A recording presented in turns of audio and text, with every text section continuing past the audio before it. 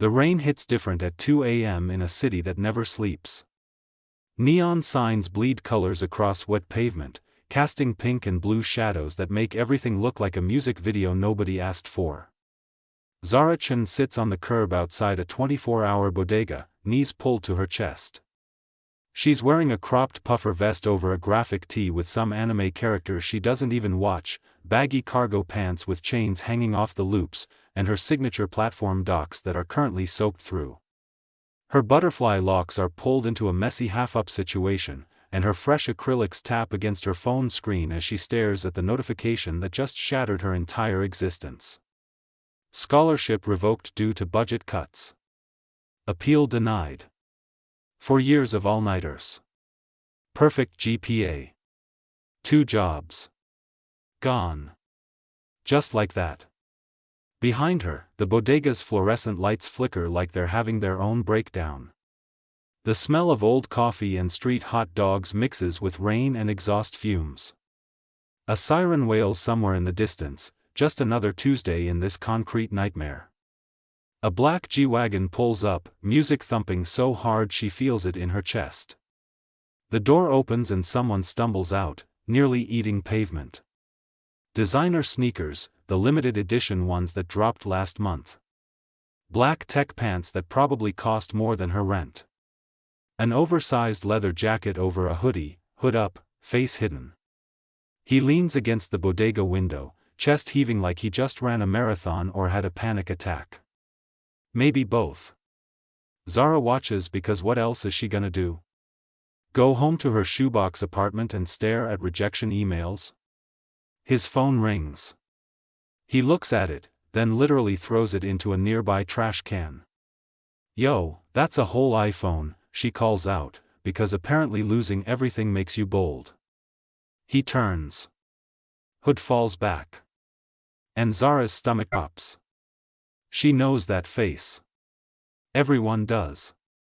Kai Westbrook. 23. Trust fund baby turned tech bro.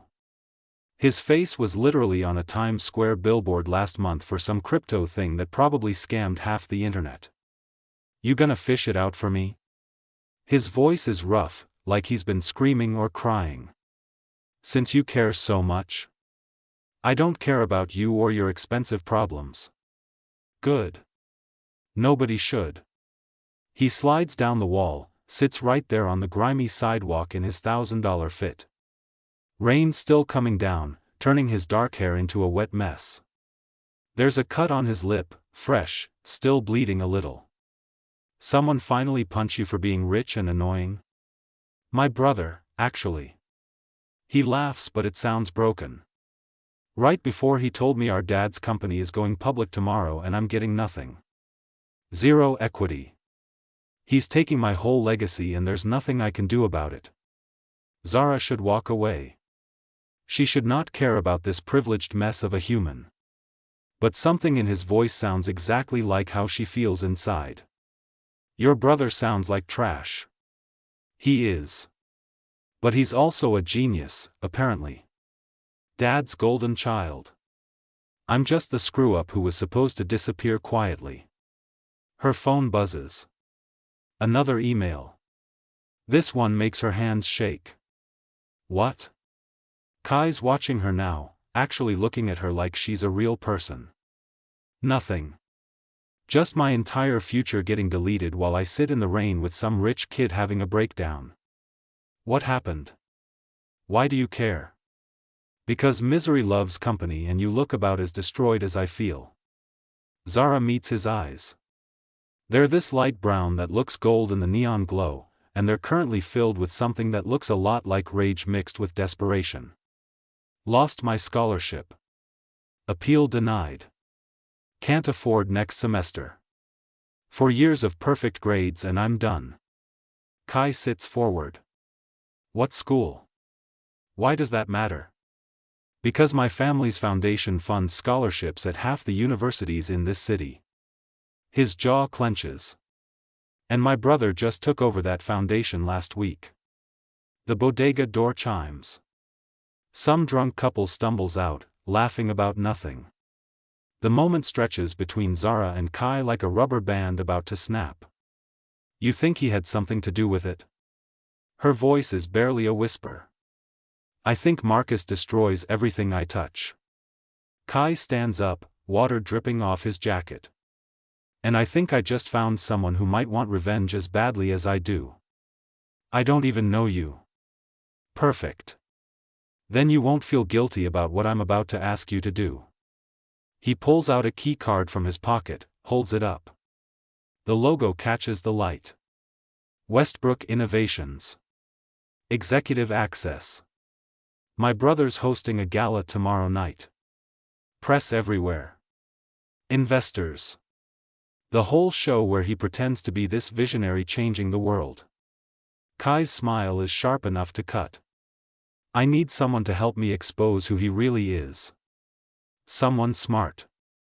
Someone invisible to his world.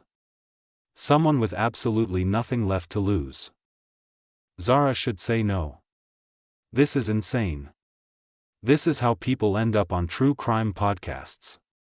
But she's thinking about 4 years of her life erased with one email. She's thinking about her mom working 3 jobs to help her. She's thinking about every door that just slammed shut in her face. What's in it for me? I get you your scholarship back. I get you a full ride anywhere you want. And I get you the truth about who really killed your funding. Thunder cracks overhead. The rain picks up, coming down in sheets now.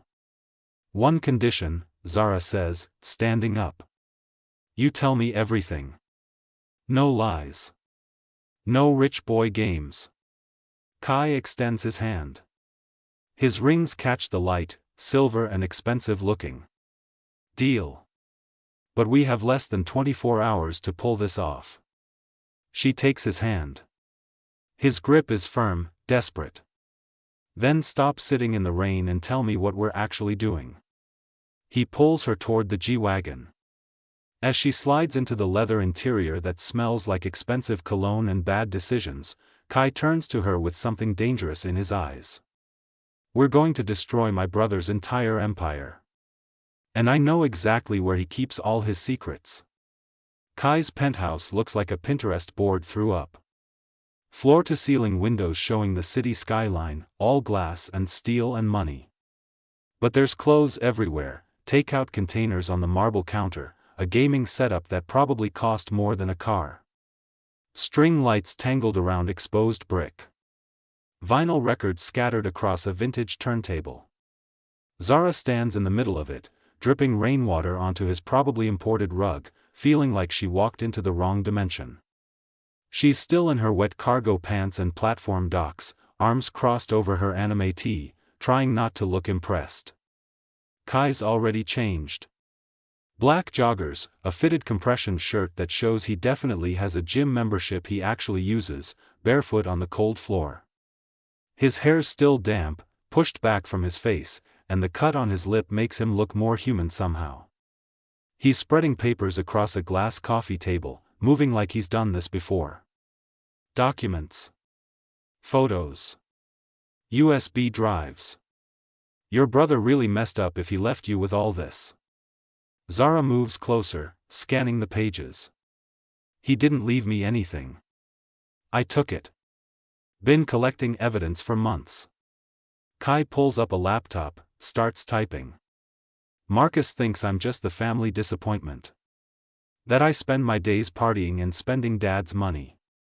Don't you? He looks up. I let him think that. Easier to move around when nobody's watching you. The laptop screen fills with financial records. Numbers that make Zara's head spin. Transfers. Offshore accounts. NDAs. Holy shit. She leans in. This is fraud. Like, actual prison time fraud.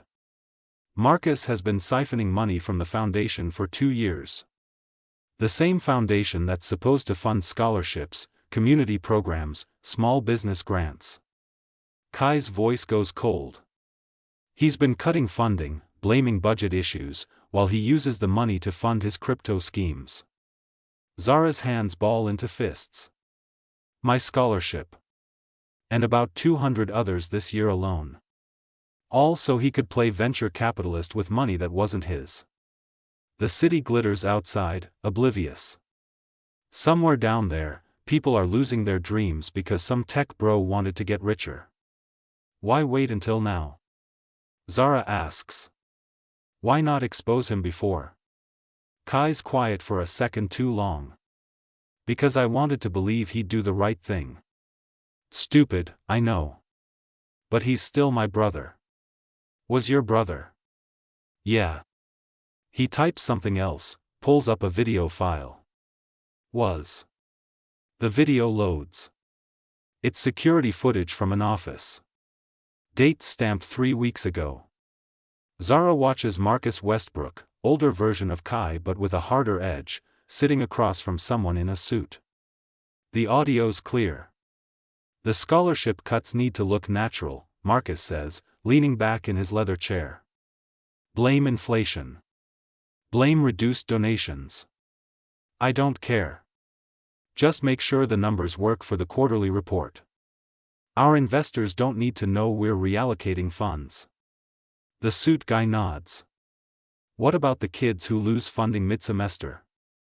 Marcus shrugs. Not our problem. They should have had backup plans.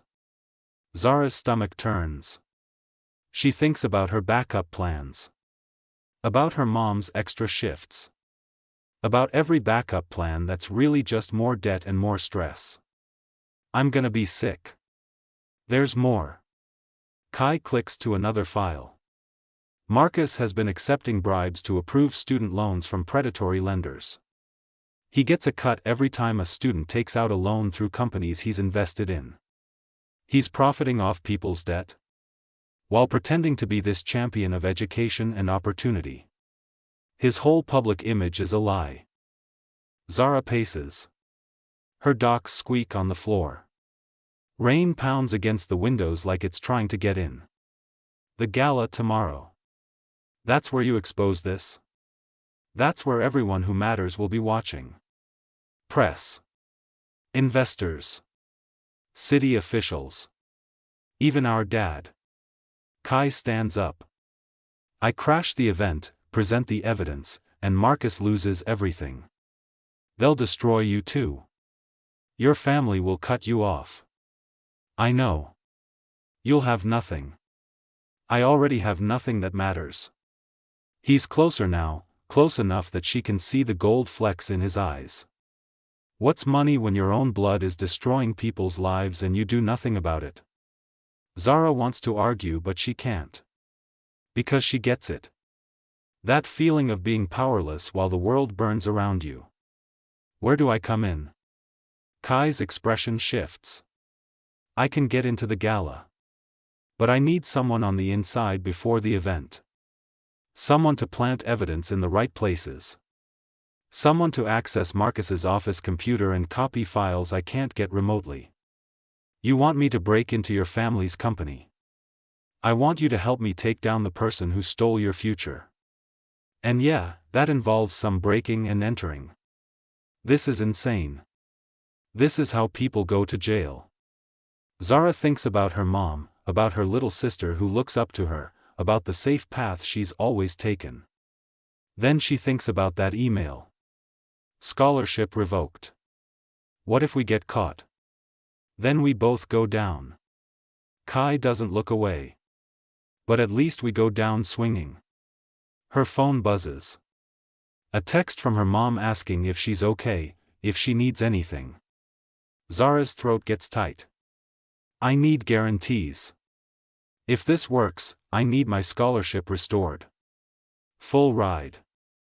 No strings. Done. And not just me. Every student who lost funding because of Marcus. They all get their money back. Kai nods. I'll make sure of it. How? Because if Marcus goes down, I take control of the foundation. It's in Dad's will. I'm next in line. He runs a hand through his hair. I never wanted it. But now? I'll burn the whole thing down and rebuild it the right way. Zara looks at this boy in his expensive penthouse with his trauma and his revenge plot, and she sees herself reflected back. Two people with nothing left to lose and everything to prove.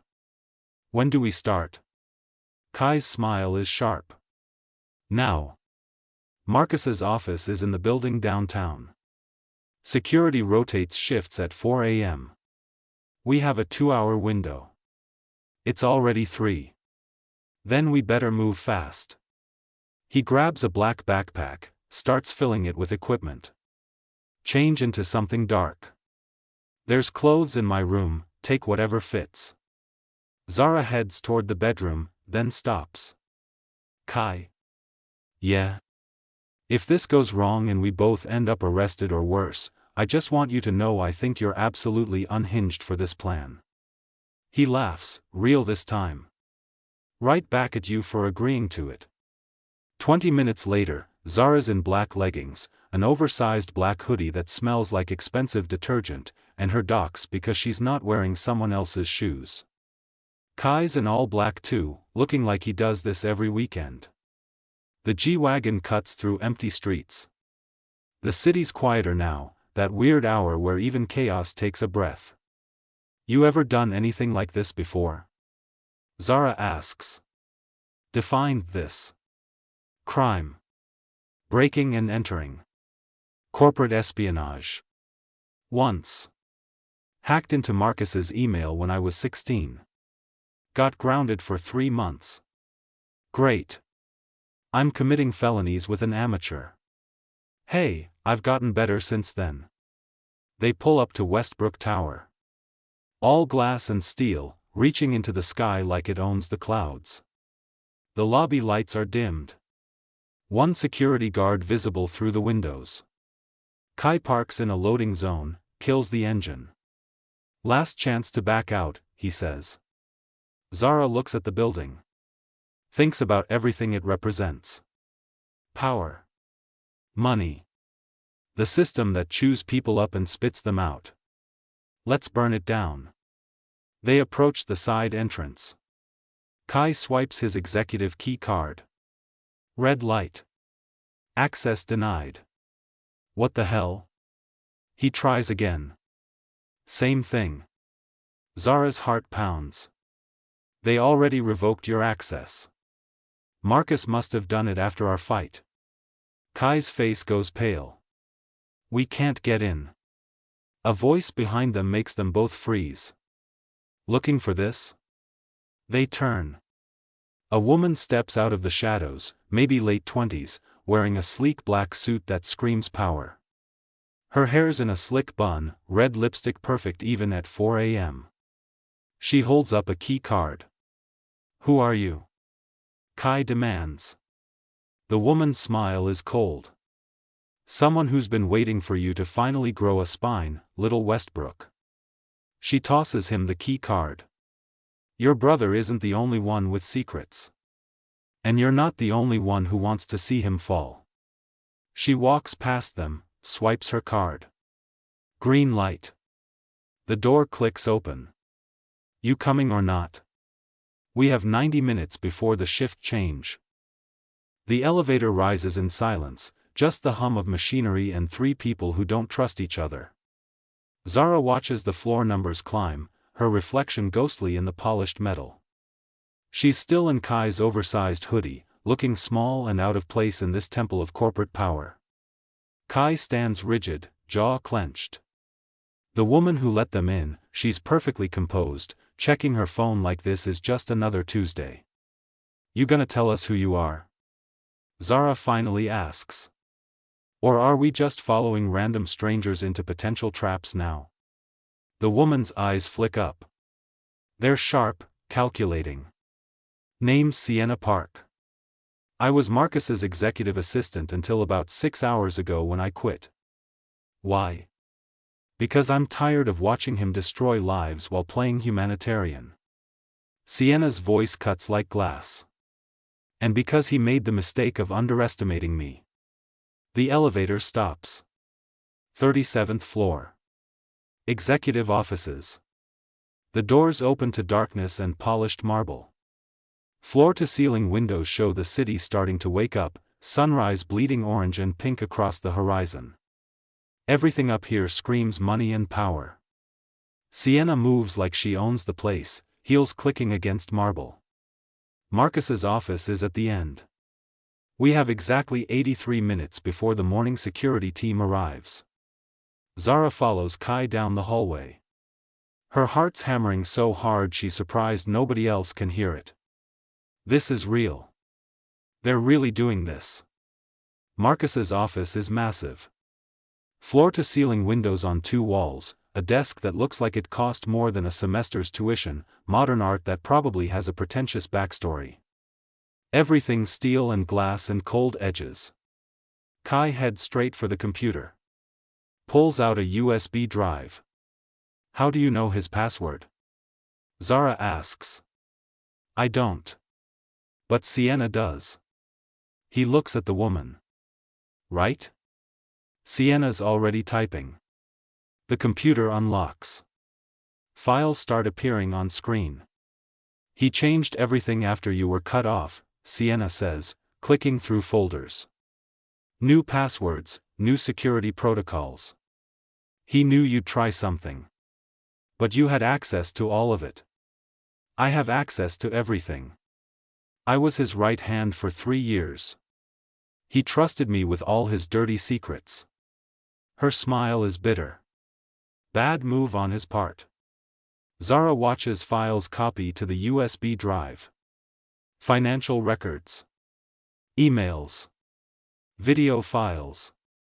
Everything they need. Why help us? She can't shake the feeling that something's off. You could have exposed him yourself. Sienna stops typing. Looks at her directly. Because I tried. 6 months ago. Went to the board with evidence of fraud. Know what happened? Silence. They buried it. Paid me to stay quiet. Threatened my career if I went public. Sienna's hands ball into fists. So I stayed. Collected more evidence. Waited for the right moment. And we're the right moment? Kai asks. You're the scandal they can't bury. The prodigal son exposing his golden boy brother? That's a story the press will eat alive. Sienna ejects the USB drive, hands it to Kai. I'm just making sure you have everything you need. Zara's phone buzzes. Text from her roommate. Where are you? Your mom called. She sounds worried. Guilt twists in her stomach. She should be home.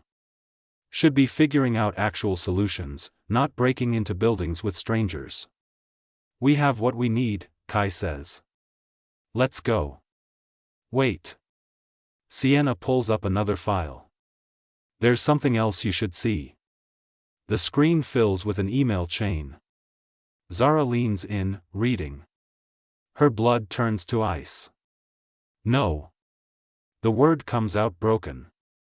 It's an email from Marcus to the scholarship committee. Dated 3 months ago. Subject line, Funding Reallocation Priority List.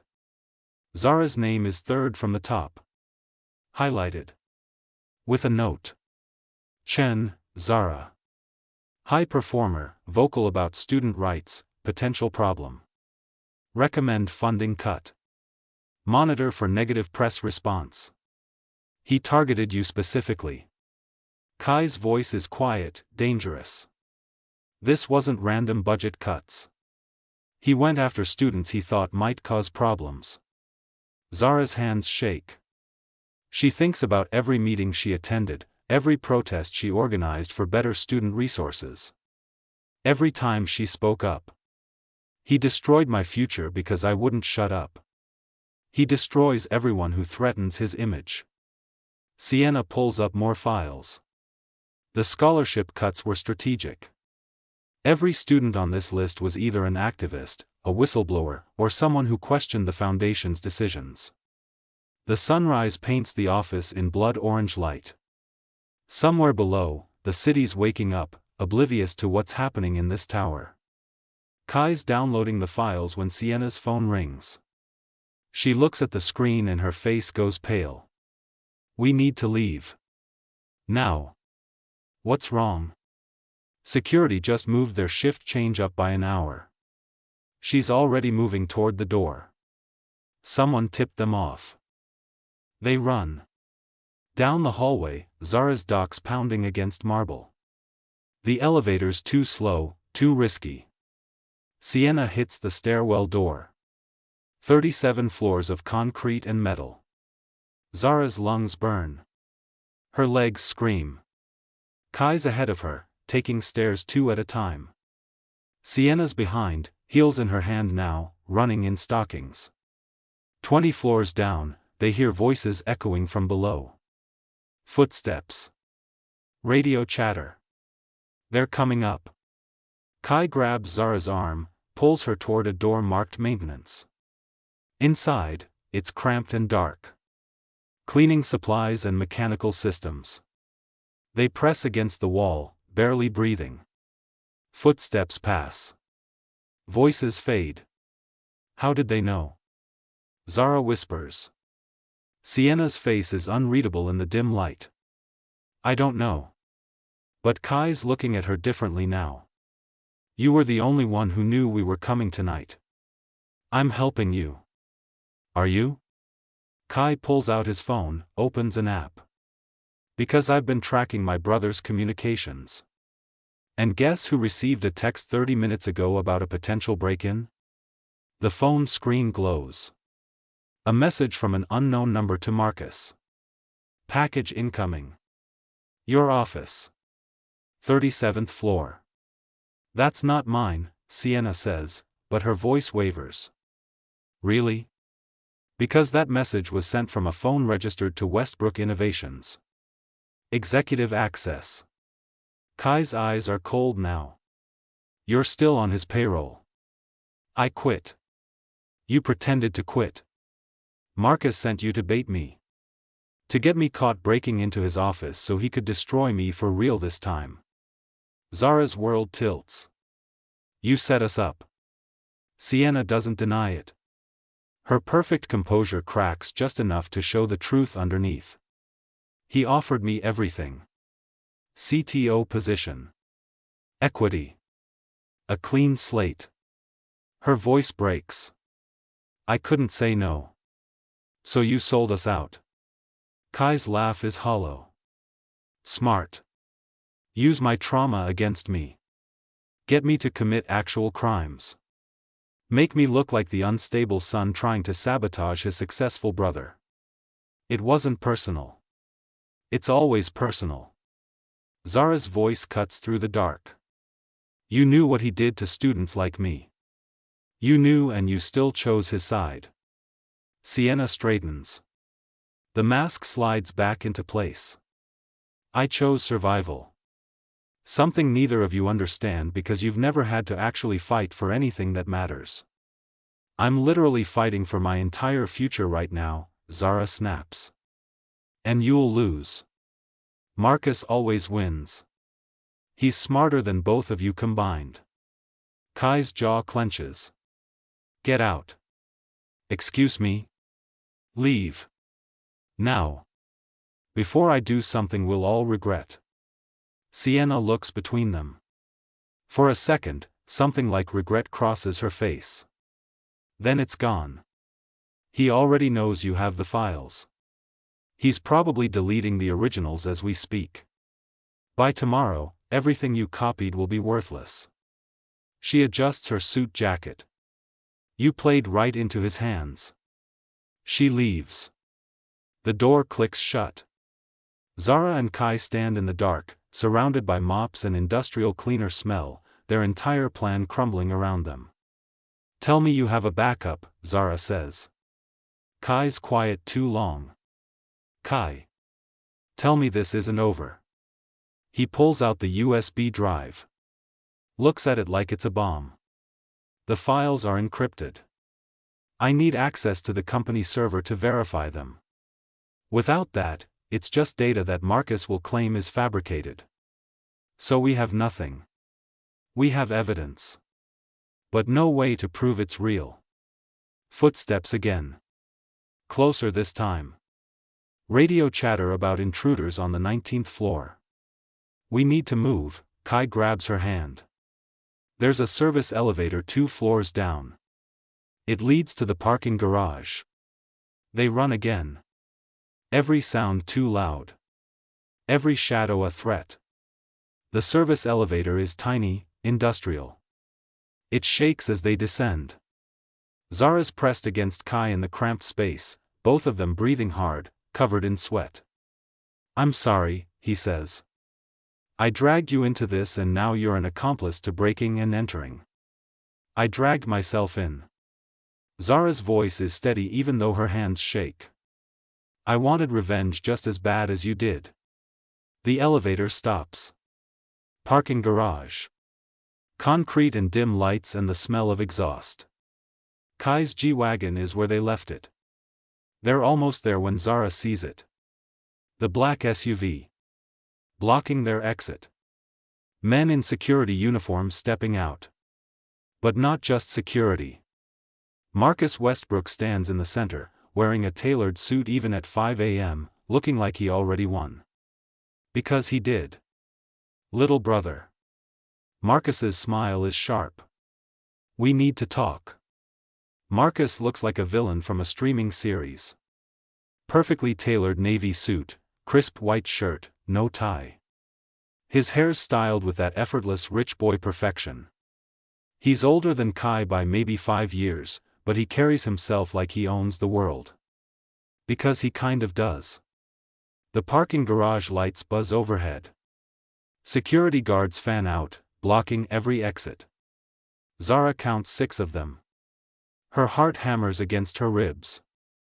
Kai steps forward, positioning himself slightly in front of her. Protective. Let her go. This is between us. Marcus laughs. It echoes off concrete. You break into my building with some random girl and think you get to make demands? That's cute. I said let her go. Or what? You'll expose me with your little USB drive full of encrypted files you can't verify? Marcus pulls out his phone, shows them a screen. Sienna already told me everything. The files. Your plan. All of it. Zara's fists clench. You're a piece of work, you know that? Marcus's eyes slide to her. Really seeing her for the first time. And you are? Someone whose life you destroyed because I didn't shut up and take it. Something shifts in his expression. Recognition. Chen. Zara Chen. You organized that protest last semester about scholarship transparency.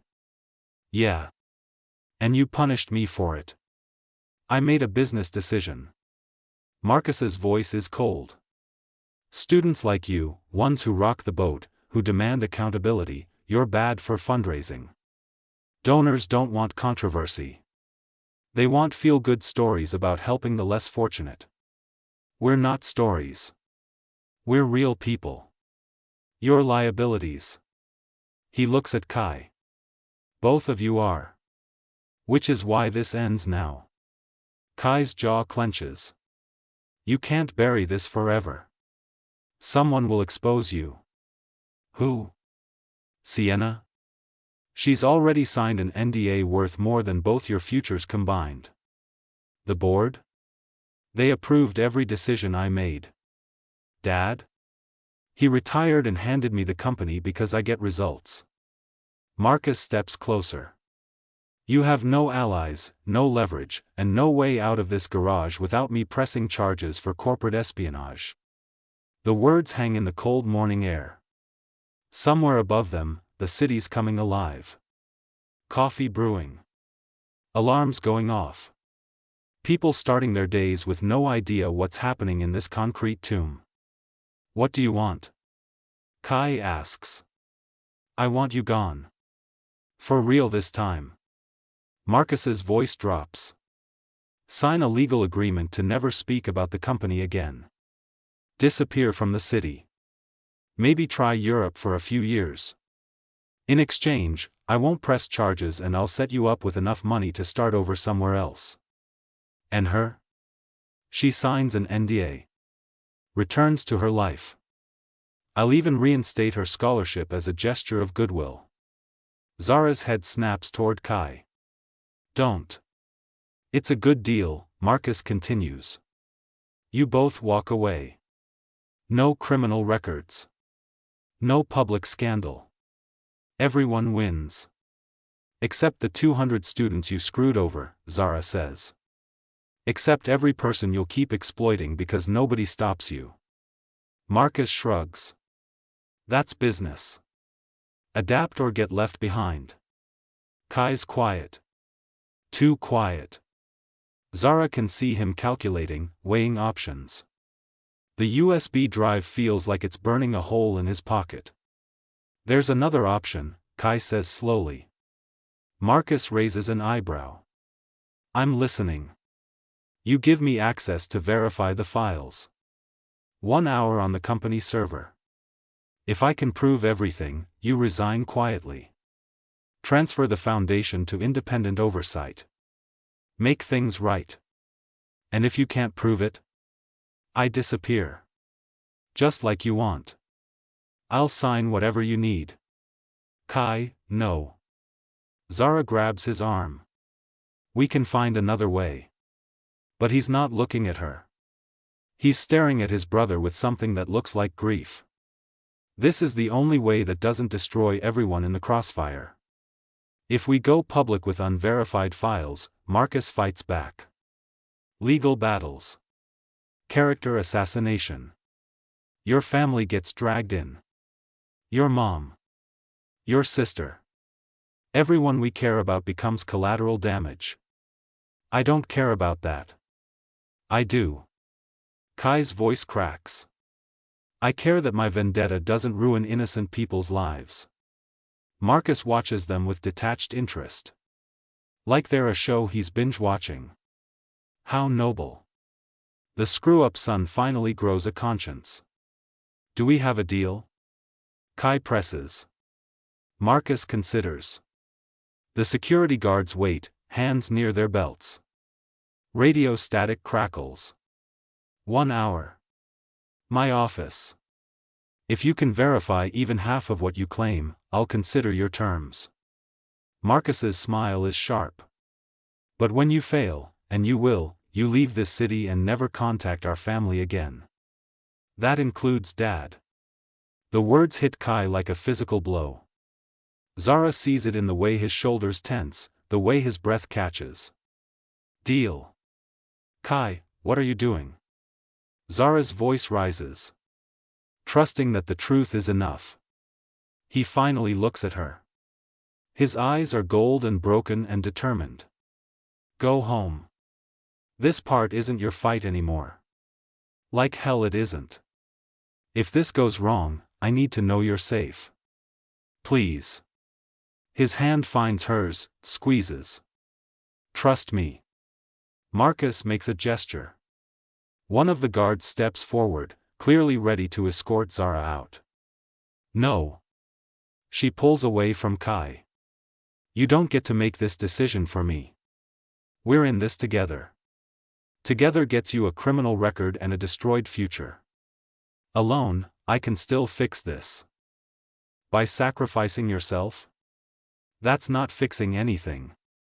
It's the only play we have left. Zara wants to scream. Wants to grab him and run and figure this out literally any other way. But looking at his face, she sees something that stops her cold. He's already decided. This is his endgame. If you do this, her voice shakes, if you take this deal and it goes wrong, you lose everything.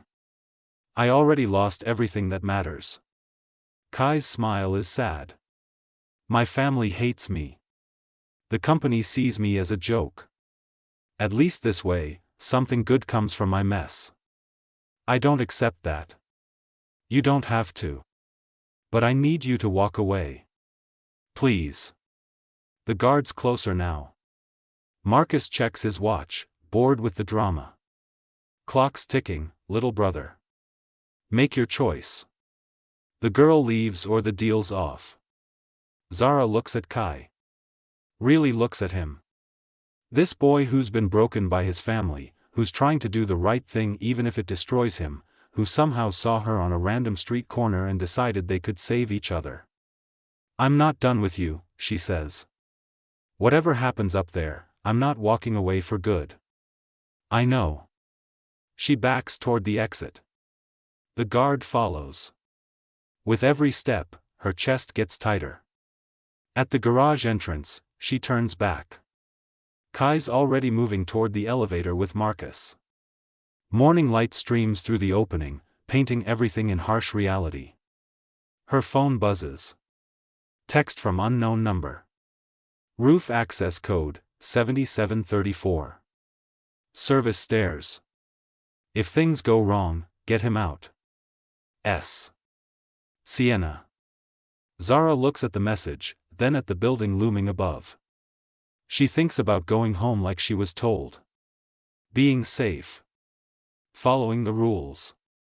Then she thinks about Kai walking into that office alone. About Marcus controlling the narrative. About every student who got their funding cut and every person who'll suffer if Marcus wins. She doesn't go home. She finds the service stairs and starts climbing. Inside the office, 60 stories up, Kai sits at Marcus's desk while his brother watches from across the room. The computer hums to life.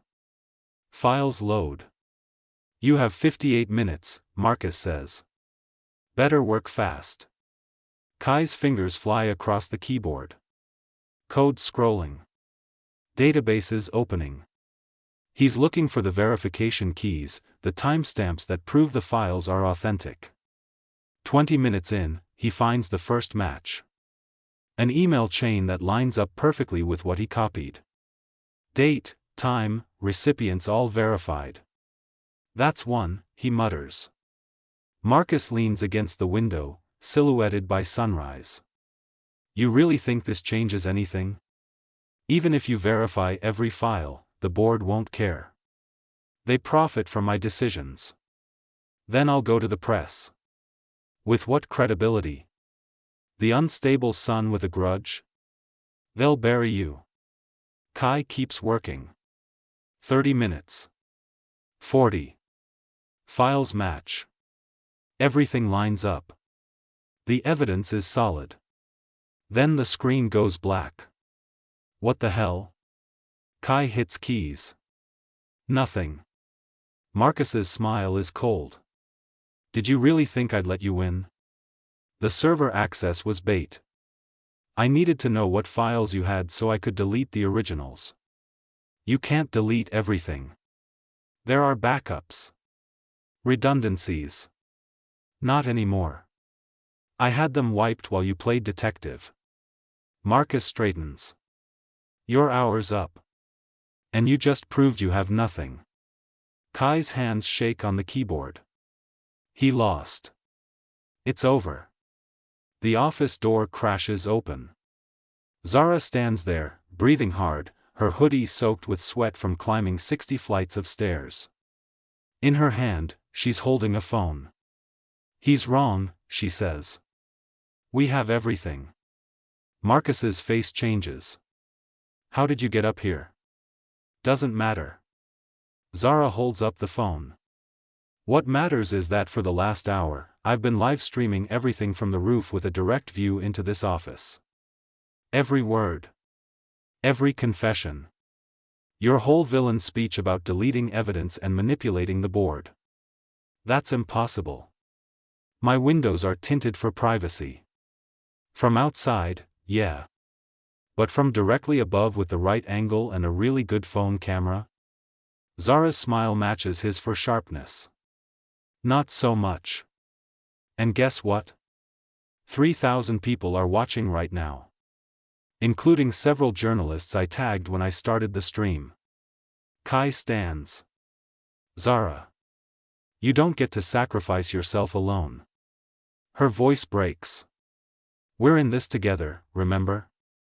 Marcus lunges for the phone. Zara dodges, throws it to Kai. He catches it, sees the viewer count climbing. Comments flooding in. Screenshots being taken. It's over, Marcus. Kai's voice is steady now. The whole world just watched you admit to fraud and evidence tampering. You're done. For the first time, Marcus looks uncertain. Then angry. Then desperate. That recording is illegal. You can't use it. Actually, Zara says, in this state, one-party consent is legal for recordings. And I consented to recording myself. The fact that you happen to be in the frame confessing to crimes? That's just luck. The office phone rings. Marcus ignores it. It keeps ringing. His cell buzzes. Then buzzes again. The board calling. The lawyers. The crisis management team. The empire is crumbling in real time. I'll destroy you both for this, Marcus says. You already tried. Kai steps forward. Difference is, we're not afraid of you anymore. Security pounds on the door. But this time, they're not here for Kai and Zara. 3 months later. The coffee shop isn't the same bodega where they met. This one's in a better neighborhood, big windows showing autumn leaves falling like confetti. Indie music plays low. The smell of espresso and fresh pastries fills the air. Zara sits at a corner table, laptop open, surrounded by textbooks. She's wearing ripped jeans and a vintage band tee under a cardigan that's seen better days. Her butterfly locks are in a high ponytail, new gold hoops catching the afternoon light. Fresh set of acrylics, this time in deep burgundy. She's highlighting a passage when someone slides into the seat across from her. Kai looks different. Still wearing designer, black joggers and a fitted hoodie, but there's less weight on his shoulders. His hair's longer, falling into his eyes. The cut on his lip healed into a barely visible scar. Hey, stranger, Zara says without looking up. Still pretending to study while actually doom-scrolling Twitter? It's called multitasking. She finally looks at him. How'd the meeting go? Kai leans back. The board officially restructured the foundation. Independent oversight. Full audits. Every student who lost funding is getting reinstated plus compensation for damages. And Marcus? Criminal investigation. The feds are handling it now. Fraud, embezzlement, the whole thing. His voice is carefully neutral. He's facing serious time. Zara closes her laptop. How do you feel about that? Honestly? I don't know. Kai runs a hand through his hair. He's still my brother. But he destroyed so many lives. Including his own. The live stream went viral. Millions of views. News coverage for weeks. Marcus Westbrook became the face of corporate corruption overnight. The company's stock tanked. Investors pulled out. The board had no choice but to act. Kai took control of the foundation like he promised. Worked 16-hour days restructuring everything. Making it transparent. Making it real. Zara got her scholarship back. Full ride. Plus admission to 3 other universities that reached out after the story broke. She chose to stay. Finish what she started. Sienna testified, Kai says. Against Marcus. The prosecution offered her immunity in exchange for cooperation. She trying to clear her conscience? She's trying to survive. Same as everyone. He meets Zara's eyes. I can't hate her for that. We all made choices that night. Some worse than others. Yeah. A barista brings over 2 drinks. Iced matcha for Zara. Black coffee for Kai. They didn't order, but the barista winks at Zara like they're in on something. You a regular here now? Kai asks. Maybe. They have good Wi-Fi and better pastries than my apartment has groceries. Speaking of which. Kai pulls out an envelope. Foundation scholarship check. First installment. Zara takes it. Looks at the amount. Her eyes widen. Kai, this is triple what I was getting before. New funding structure. We calculated actual cost of living, not just tuition. Every scholar gets housing stipend, meal plan, emergency fund, the whole thing. This is too much. It's what you deserve. What everyone deserves. He leans forward. I'm also setting up a program for students who want to work at the foundation. Paid positions. Real experience. Interested? In working for you? In working with me. Big difference. Zara sips her matcha. Thinks about everything that happened. The rain-soaked night they met. The break-in. The betrayal. The live stream that changed everything. I still can't believe we pulled it off, she says.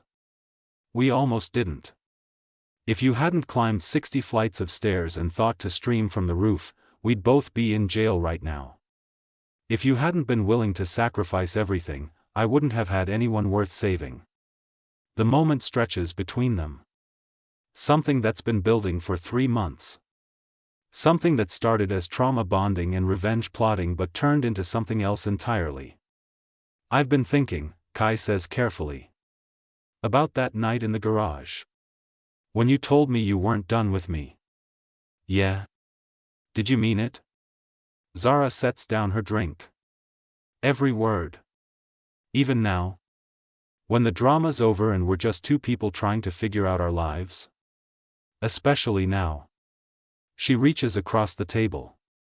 Her burgundy nails against his silver rings. Turns out I like you better when we're not committing crimes. Kai's laugh is real, warm. I like you better when you're not threatening to leave me in parking garages. I never threatened to leave. I threatened to not be done with you. There's a difference. What's the difference? Leaving means giving up. Not being done means I'm sticking around for whatever comes next. Her fingers lace through his. Even the boring parts. Especially the boring parts. His phone buzzes. Then hers. Then every phone in the coffee shop. News alert. Marcus Westbrook pleads guilty to federal fraud charges. Sentencing pending. The coffee shop erupts in murmurs. Students looking at their phones. Some crying. Some cheering. The barista turns up the music like that'll help. Zara watches Kai's face. Sees the conflict there. Relief and grief fighting for dominance. You okay? She asks. I will be. He squeezes her hand. Eventually. Want to get out of here? They leave the coffee shop. The city's alive around them, trees turning gold and orange, people rushing past with their own dramas and dreams. Somewhere above, clouds roll in, promising rain. They walk with no destination. Just moving. Zara's hand in Kai's, their shoulders bumping occasionally. So what now? She asks. You're running a foundation. I'm back in school. We both have normal lives to figure out. Normal sounds nice. Boring even. You think we can do boring? Kai stops walking. They're at a crosswalk, waiting for the light. The city moves around them, endless and indifferent. With you? I think boring might actually be revolutionary. He turns to her. No schemes. No revenge plots. Just two people trying to do good and not mess it up too badly. That's terrifyingly healthy. Right? I'm deeply uncomfortable with it. The light changes. They cross. On the other side, Zara stops him. For the record, she says. That night we met? When you offered me revenge and a way out? I almost said no. Why didn't you? Because you looked at me like I mattered. Like my anger was valid and my pain was real. She steps closer. Nobody else does that. They tell me to move on, get over it, work harder. You said let's burn it down and build something better. We did burn it down. Yeah. And now we're building something better. She rises on her toes, close enough that he could lean down and kiss her if he wanted. He wants. His lips meet hers and it's not like the movies. It's messy and uncertain and tastes like matcha and coffee. But it's real. Two broken people who found each other in the worst moment and decided to stick around for the better ones. When they pull apart, it's raining. Soft drops that turn into a downpour. They run, laughing, soaked through by the time they reach Kai's car. Inside, heater blasting, both of them dripping water everywhere. This feels familiar, Zara says, wringing out her hair. Yeah, but better this time. No corporate espionage required. Just Grand Theft Auto since this is technically your family's car. It's my car. Dad signed it over last week. Part of the settlement. How is your dad handling all this? Kai's quiet. He's disappointed. In Marcus. In himself for not seeing it sooner. But he's trying. We're talking again. Therapy and everything. Look at you being emotionally healthy. Don't get used to it. I'm still a mess most days. Same. But at least we're messes together. Kai drives through the rain-soaked city. Back to campus where Zara has a paper due tomorrow. Back to the life she almost lost and fought to keep. At her dorm, she pauses before getting out. Thank you, she says. For that night. For seeing me. For being just as reckless and angry as I needed someone to be. Thank you for not letting me disappear. For climbing 60 flights of stairs and weaponizing a live stream. His smile is soft. For giving me a reason to fight. Anytime you need someone to commit light treason with, I'm your girl. I'll keep that in mind. She kisses him again. Softer this time. A promise instead of a question. Then she's out in the rain, running toward her building. At the door, she turns. Kai's still there, watching, making sure she gets in safe. She waves. He waves back. The door closes. Zara climbs stairs that don't feel like a prison anymore. Her roommate's out. The room's quiet. She checks her email. Scholarship confirmed. Housing stipend deposited. A message from her mom saying she's proud of her. Another email from Kai. Subject, job offer details. She opens it. Smiles. Her phone rings. It's him. Did you seriously email me a job offer while sitting outside my building? Professionalism is important, he says, and she can hear the smile in his voice. You're ridiculous. You like me anyway. Unfortunately. They talk until her roommate comes home. Then text until midnight. Then fall asleep with phone still in hand. 6 months later, Zara stands on stage accepting an award for student activism. Kai's in the audience wearing a suit he definitely didn't want to wear, cheering louder than anyone else. A year later, they're testifying before Congress about student loan reform. Side by side. Telling their story. Pushing for change. 2 years later, the foundation has helped thousands of students. Changed policies. Created opportunities. Marcus is in minimum security prison. Writing a memoir nobody asked for. Sienna started her own company. Sent Zara a LinkedIn request that's still pending. The Westbrook family is healing. Slowly. With therapy and time and hard conversations. And Zara and Kai? They're still figuring it out. Still fighting for what's right. Still choosing each other even when it's hard. Because sometimes the best revenge isn't destruction. It's building something better from the ashes. It's turning trauma into purpose. It's finding someone in your darkest moment and deciding to walk toward the light together. They started as two strangers on the worst night of their lives. They became partners in crime. Then partners in change. And eventually, just partners. No more schemes. No more revenge plots. Just two people who met in the rain and decided that love could be revolutionary too. The end.